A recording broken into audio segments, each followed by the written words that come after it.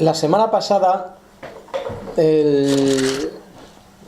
la anterior, hace 2 semanas, estuve predicando en Isaías, allá al principio de Isaías, en los primeros 7 versículos de Isaías 9, y los voy a leer para ponernos un poco en contexto.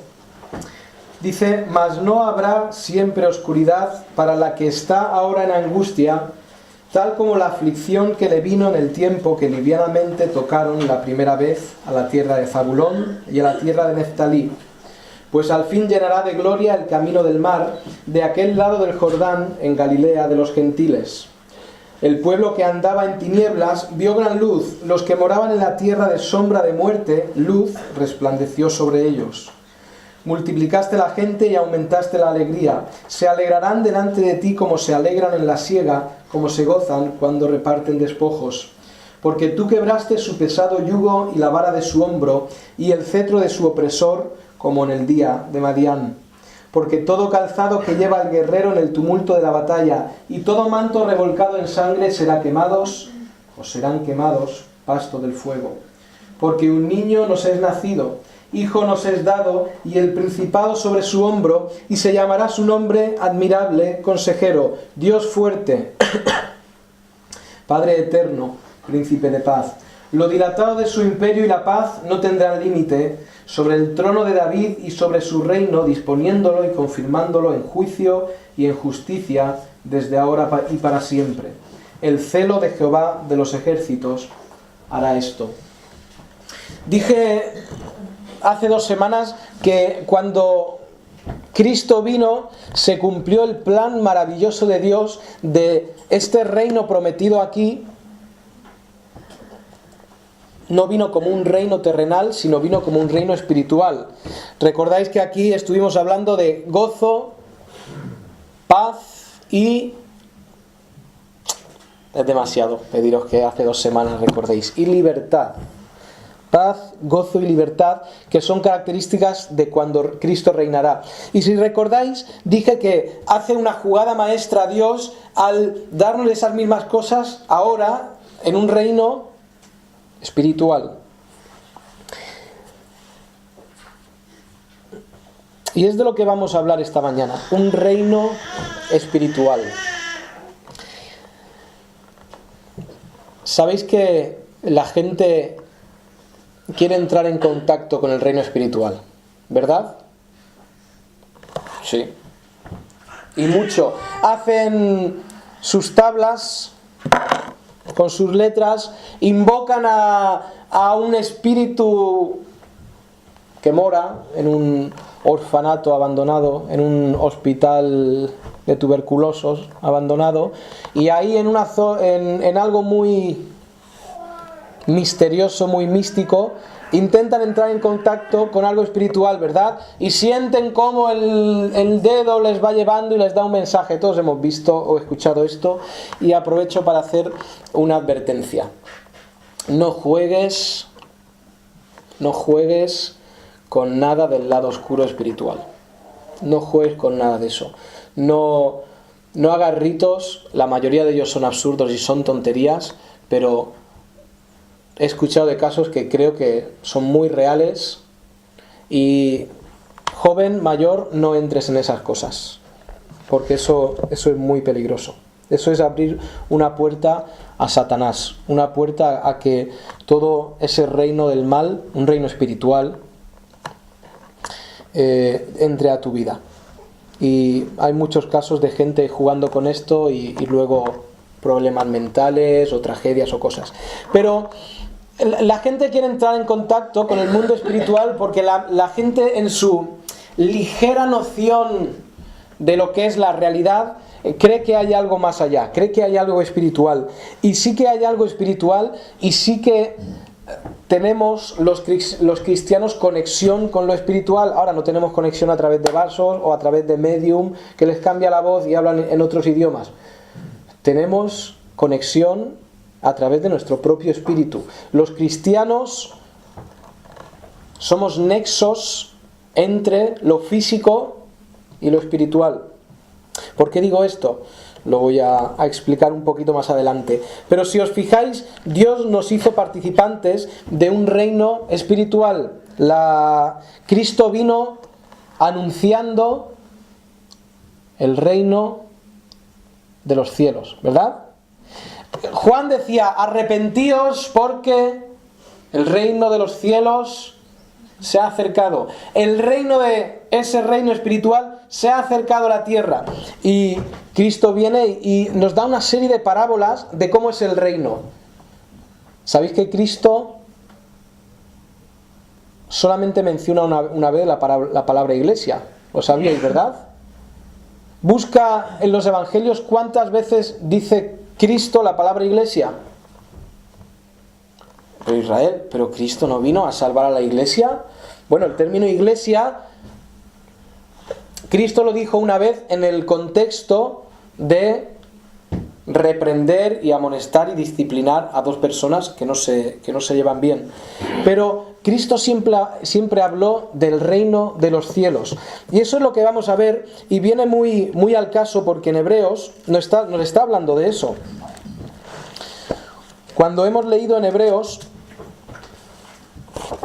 si os fijáis, ahí en el capítulo 12, este escritor de Hebreos, que está escribiendo a hebreos, evidentemente, que conocen muy bien la historia del pueblo de Israel, que conocen muy bien cómo Dios les dio las leyes al pueblo, les habla de, aquí lo que hemos leído, cuando Dios les dio las leyes. Vamos a Deuteronomio.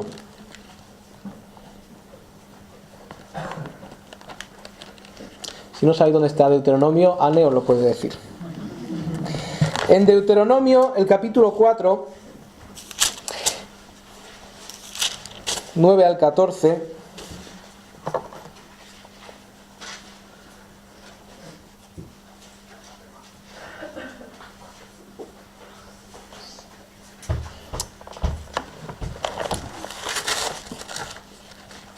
a ver.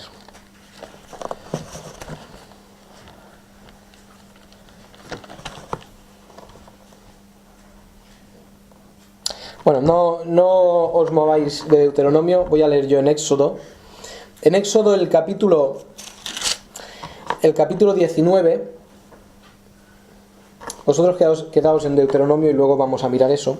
Pero en Éxodo dice, y está hablando de esa escena a la que se está refiriendo Hebreos. Dice que en el mes tercero de la salida de los hijos de Israel de la tierra de Egipto, en el mismo día llegaron al desierto de Sinaí.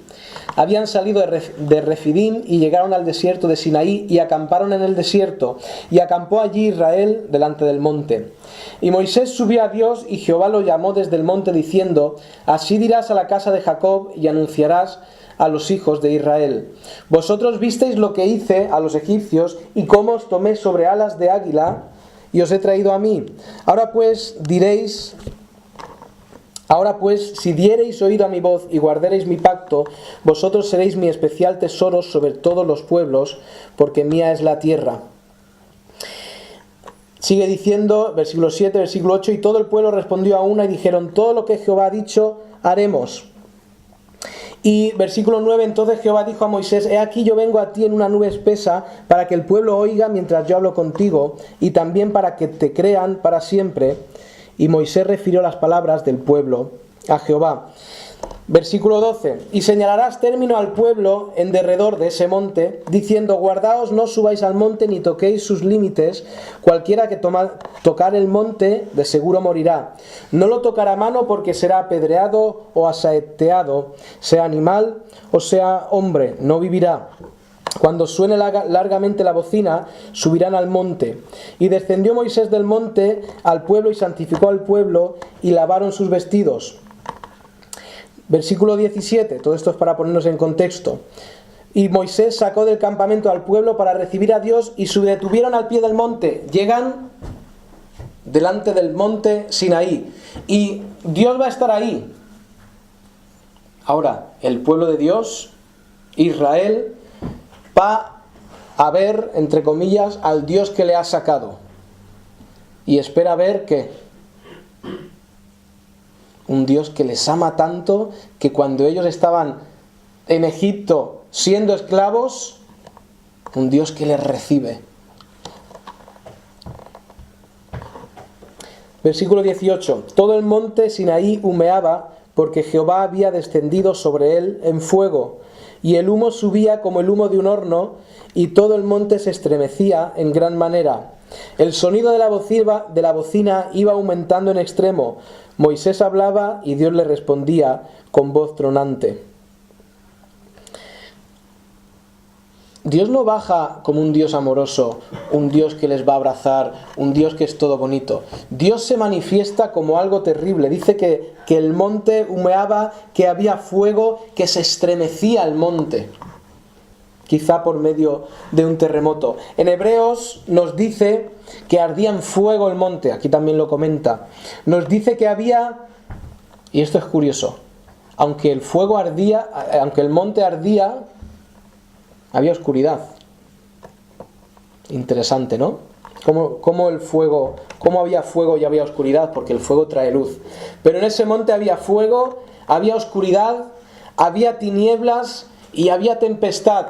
Y Dios se muestra así, nos dice Éxodo, para que temieran. Ahora tú dices, no, pero Israel, no, es que no lo has entendido.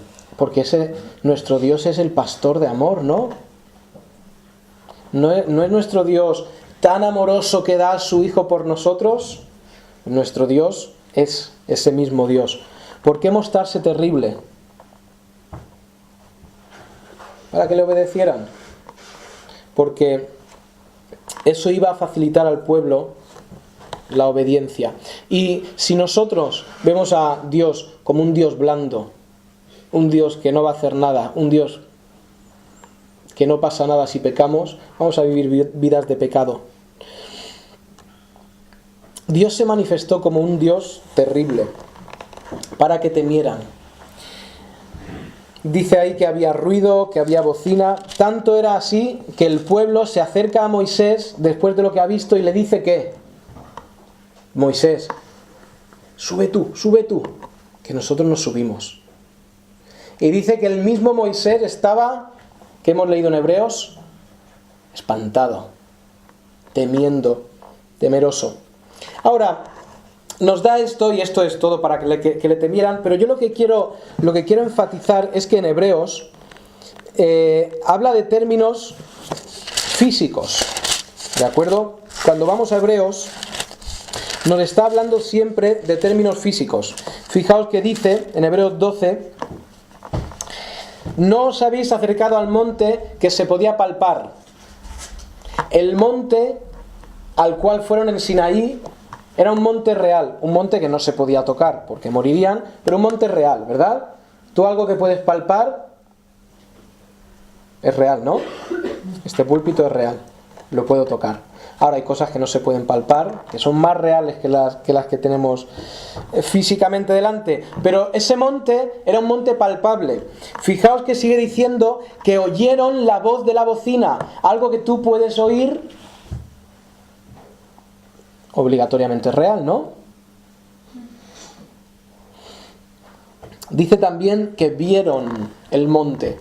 Hablan todo en términos físicos, ¿no? Todo esto son cosas físicas. Esto hace referencia a los sentidos. Podían sentir con sus sentidos naturales ese monte. Y aquí el escritor de Hebreos está diciendo: no os habéis acercado a eso, os habéis acercado a otra cosa. Os habéis acercado a algo que no es físico. ¿Tú has tocado el reino de los cielos? ¿Tú has visto el reino de los cielos? ¿Tú has escuchado el reino de los cielos? Yo no, por lo menos. Igual tú sí. Pero es algo espiritual de lo que está hablando. Nos dice que nos hemos acercado al monte de Sión. Nos dice que nos hemos acercado a la ciudad del Dios vivo. Nos hemos acercado a Jerusalén la celestial, nos hemos acercado a la compañía de muchos millares de ángeles, a la congregación de los primogénitos, a Dios el juez justo, a los espíritus de los justos, a Jesús el mediador y a la sangre rociada que habla mejor que la de Abel. Nos hemos acercado a eso y todo eso no es físico, todo eso es espiritual. ¿Por qué el escritor de Hebreos quiere hacer este contraste entre lo físico y lo espiritual? Está diciendo lo espiritual es mejor que lo físico. Dice que se habían acercado al monte que nosotros nos hemos acercado al monte de Sión. Ellos se habían acercado a un monte, voy a decir un monte cualquiera, aunque es un monte importante por ser donde recibieron la ley, pero un monte cualquiera. Pero nosotros, ¿dónde nos hemos acercado? Al monte de Sión. ¿Qué es Sión? ¿Qué es el monte de Sión? Donde está plantado Jerusalén. Nos hemos acercado a algo muchísimo mejor que a lo que se acercaron ellos. Os habéis acercado a la ciudad del Dios vivo. No nos hemos acercado a un monte en medio de un desierto. Nos hemos acercado a algo mucho mejor. Nos hemos acercado a Jerusalén la celestial, a la ciudad celestial de Dios. No a una Jerusalén física. Nos hemos acercado a la compañía de muchos millares de ángeles. Todo esto son cosas espirituales. Nos hemos acercado a Dios. Nos hemos acercado a los espíritus de los justos. Nos hemos acercado a Jesús el mediador y a la sangre rociada que habla mejor que la de Abel. Ahora, eso de la sangre rociada mejor que la de Abel, es que la sangre de Abel hablaba. ¿Es que tenía un mensaje la sangre de Abel? ¿Es que tenía un mensaje la sangre rociada de Cristo? Claro que tenía un mensaje. ¿Qué mensaje había en la sangre de Abel? Clamación. Dice que clama, y en Génesis clama por venganza. Ahora, ese mensaje de venganza dice... Cristo dice, me sube como un clamor la voz de Abel, y esto es una figura retórica para decir una venganza. Ahora también está hablando, esa es la primera vez que la sangre del hombre toca la tierra. La sangre derramada del primer hombre. ¿Y eso de qué habla? De injusticia, de maldad, de que hacía falta algo que solucionara ese problema. ¿Qué dice la sangre de Cristo? Yo soy la solución para ese problema.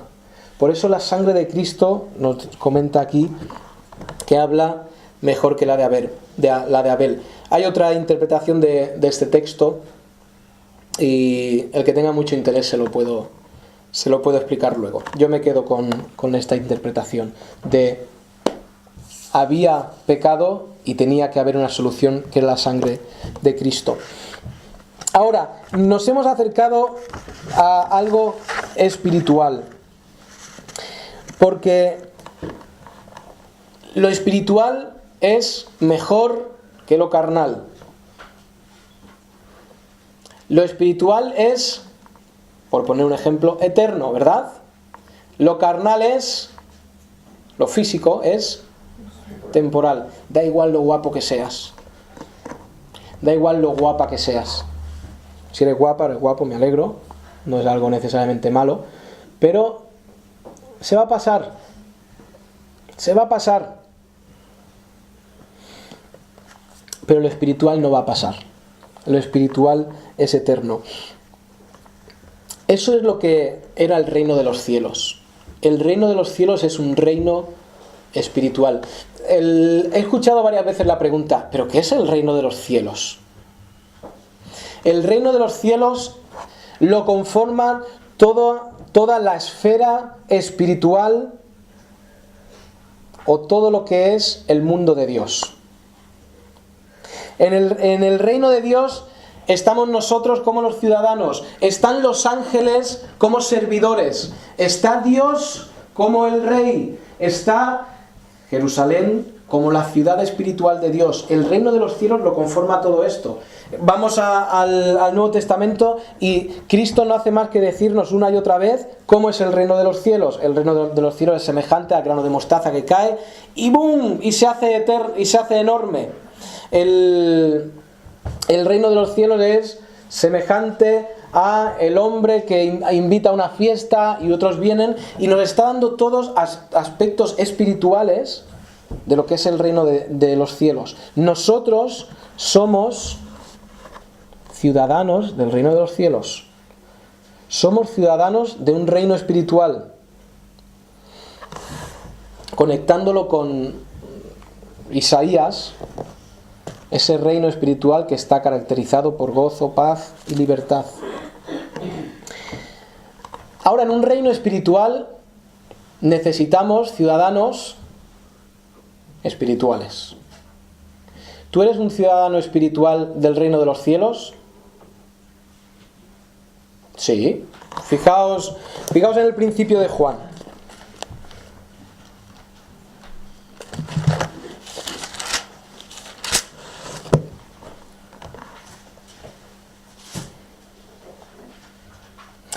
En el capítulo 1, versículo 12, dice versículo 10.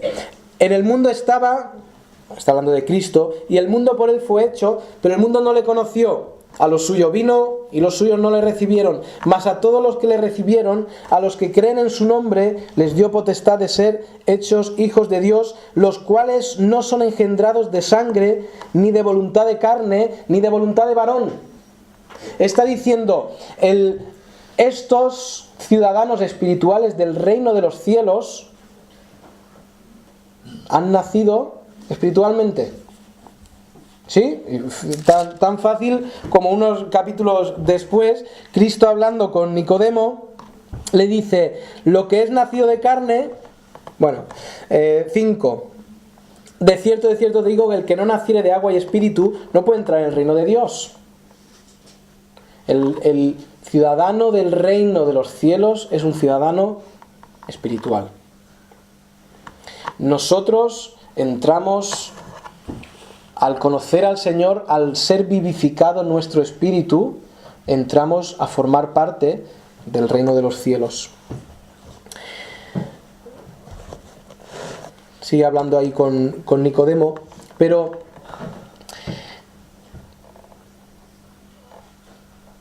decía antes que la gente ha tratado o está tratando siempre de entrar en contacto con lo espiritual. Nosotros vivimos en contacto diariamente con lo espiritual. ¿Cuándo vivimos nosotros en contacto con lo espiritual? Cuando leemos la palabra de Dios y nuestro espíritu se llena de lo que dice la palabra de Dios, está pasando algo espiritual. Cuando nosotros ardemos en ira porque el vecino, le he dicho 1000 veces que no ponga su basura delante de mi puerta, y tú ardes en ira y de repente dices, no voy a arder en ira. Ira, porque la ira no es la voluntad de Dios, que yo me llene de ira, sino que vaya tranquilamente, hable con Él en amor. Está pasando algo espiritual porque el Espíritu Santo te ha retenido. Cuando nosotros oramos al Señor, está pasando algo espiritual. Si estás orando de corazón y en verdad. Cuando nosotros cantamos himnos y los cantamos de corazón y los cantamos en espíritu, está pasando algo espiritual. Somos seres espirituales en contacto con un mundo espiritual. ¿Cómo movernos en un mundo espiritual?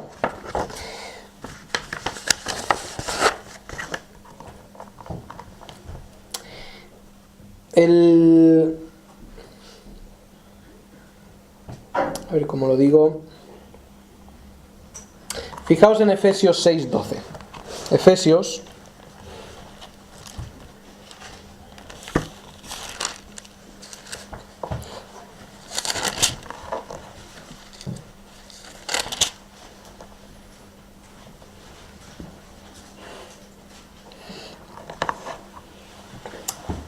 aquí Pablo está animándonos, versículo 10 en adelante, que nos armemos de una armadura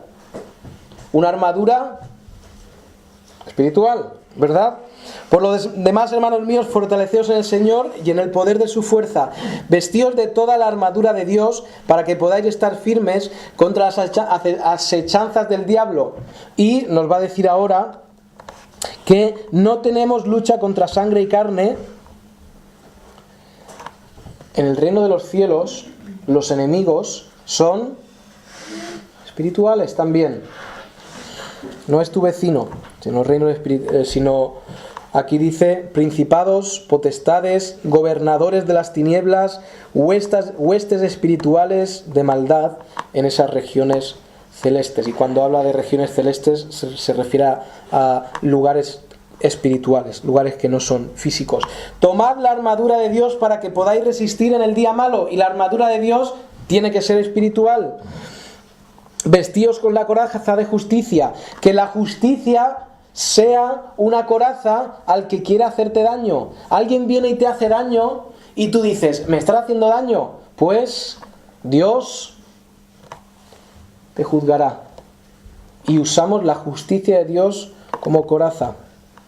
Calzados los pies con el apresto del Evangelio de la paz, el escudo de la fe, para poder apagar los dardos del maligno. ¿Qué son los dardos del maligno? Todo esto son cosas espirituales y debemos entenderlas como espirituales. ¿Qué son los dardos del maligno? Las tentaciones, las pruebas que intentan destruirte. ¿Y de qué nos armamos? De fe.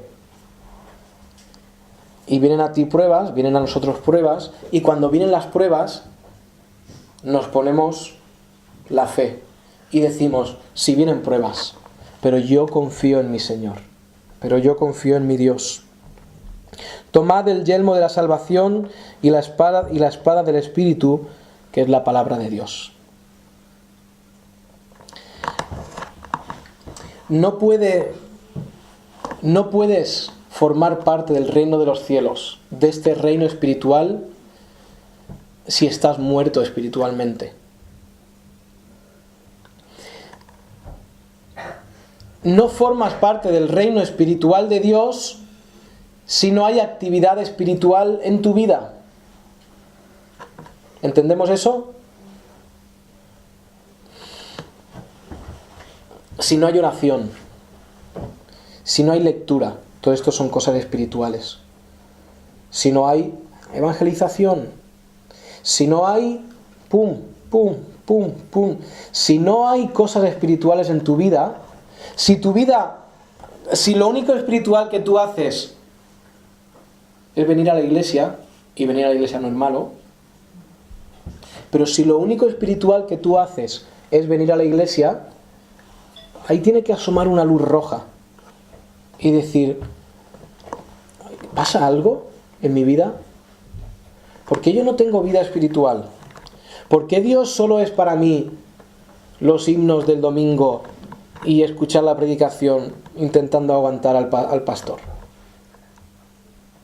Tiene que haber una vida espiritual. En Mateo 12, Cristo hablando,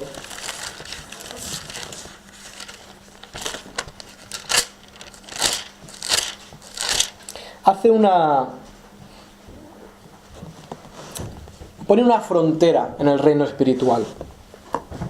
En Mateo 12, 25,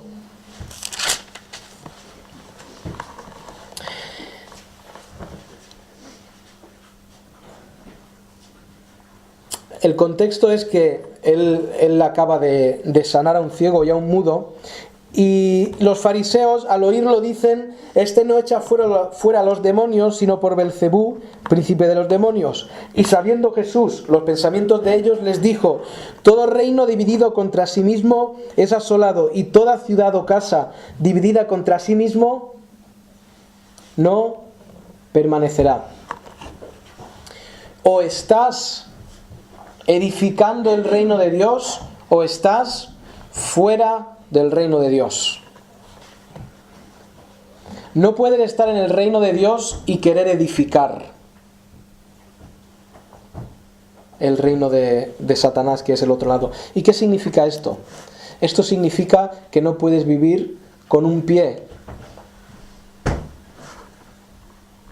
en el reino de Dios y con otro pie en el reino de los cielos. Dice, hablando Cristo, dice: el reino de los cielos hasta ahora sufre violencia, pero los violentos lo arrebatan. Habéis leído eso, ¿verdad? Y tú dices, ¿el reino de los cielos lo arrebatan los violentos? O sea, ¿con pistolas y con granadas se puede arrebatar el reino de los cielos? Lo que está diciendo ese versículo es: el reino de los cielos hasta ahora sufre violencia. Juan estaba en ese momento en la cárcel. Él estaba Cristo estaba, la amenaza de muerte pendía sobre su cabeza. Y dice, pero son los violentos, y cuando se refiere ahí a violentos, está hablando de determinados. ¿Qué es una persona violenta? Una persona violenta te ve, saca la espada y voy a por ti. Va con la determinación de hacer daño a otra persona. Si es el violento, él tiene la determinación de hacer daño a otra persona. ¿Qué es un violento en este contexto? El violento es el determinado a alcanzar el reino de Dios. El determinado a coger el reino de Dios. Está diciendo que en el reino de Dios no hay medias tintas. En el reino de Dios no hay gente jugando a ser espiritual. En el reino de Dios no hay gente que con su boca habla del reino espiritual y con su vida vive el reino carnal.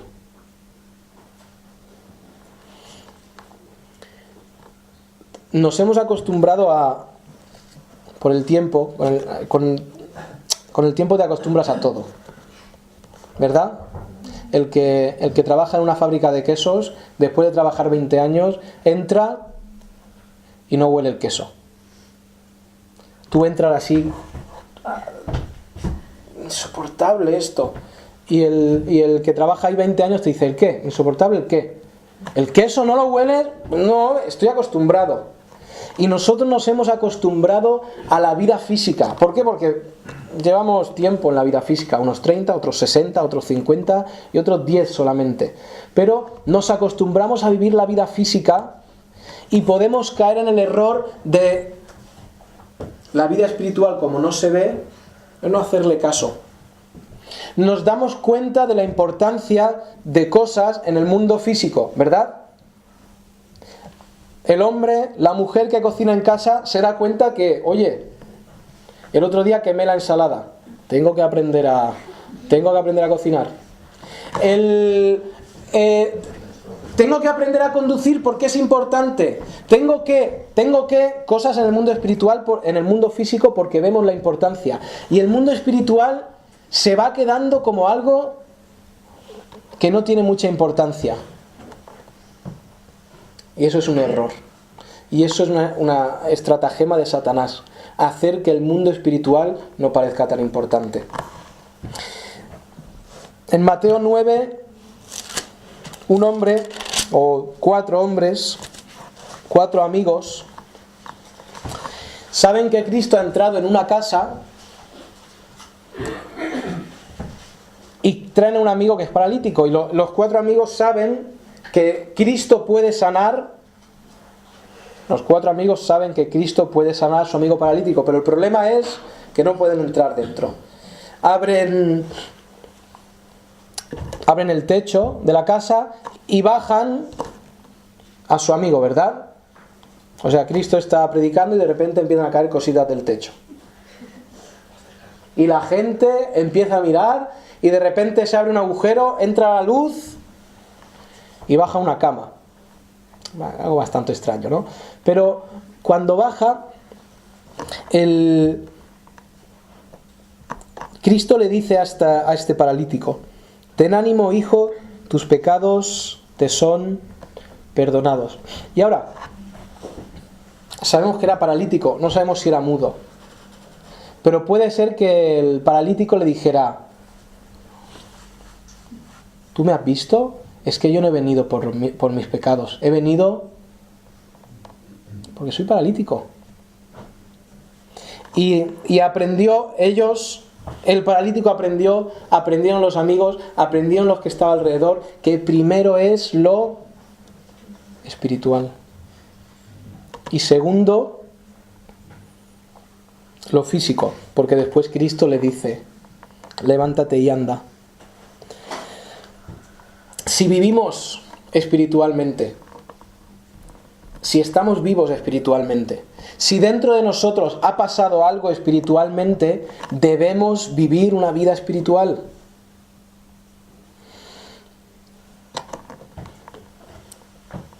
No digas, ya viviré lo espiritual, ahora voy a disfrutar de lo físico.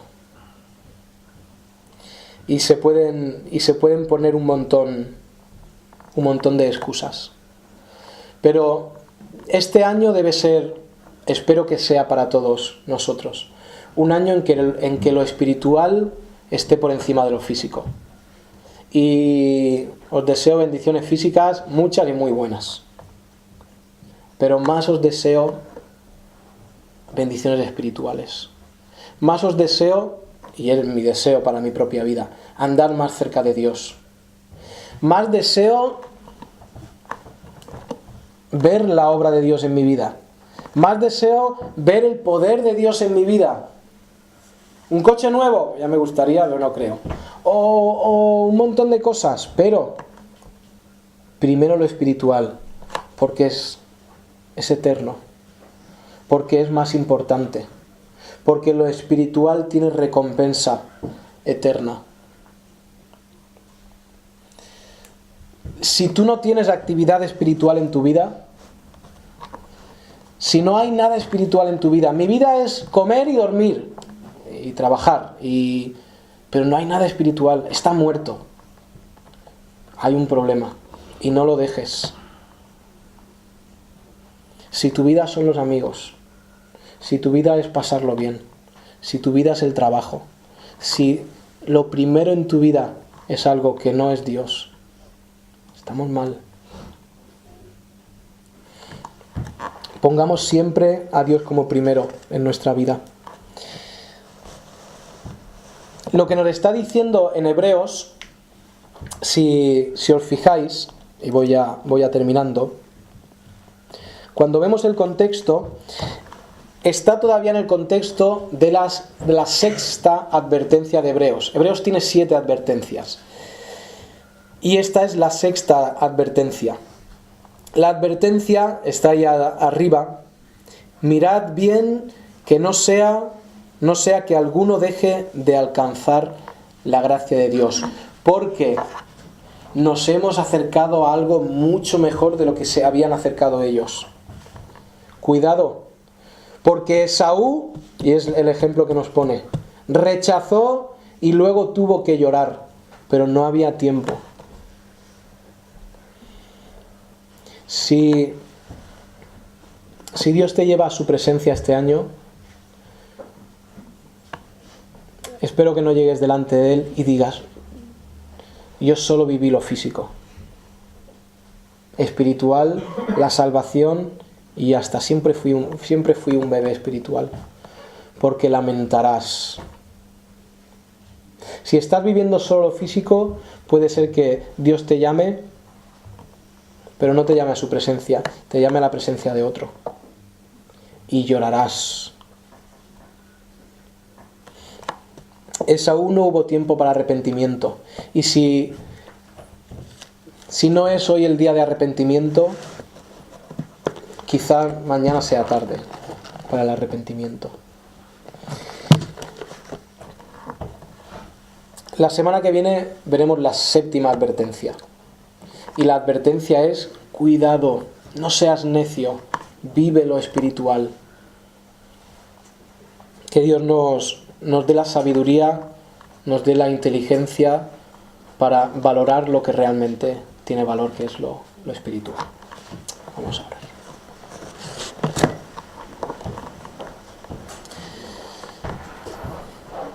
Señor nuestro Dios, nos es tan fácil amoldarnos a lo que vemos, nos es tan fácil ver el mundo que podemos ver con los ojos físicos y darle importancia y dedicar tiempo, dedicar esfuerzo y dedicar deseos hacia lo físico.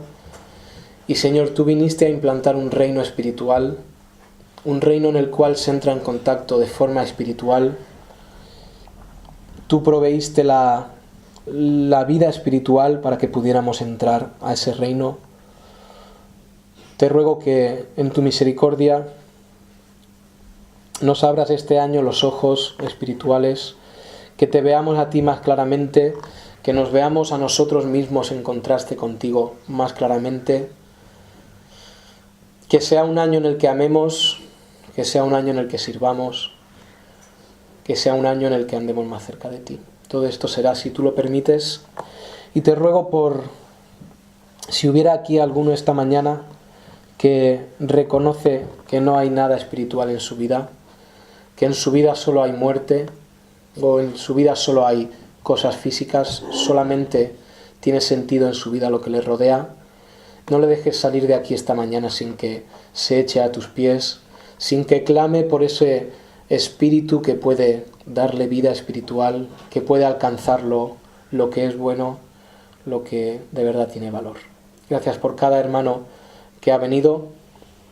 Te ruego que nos vayamos todos con una muy grande bendición de tu mano. En el nombre de Cristo. Amén.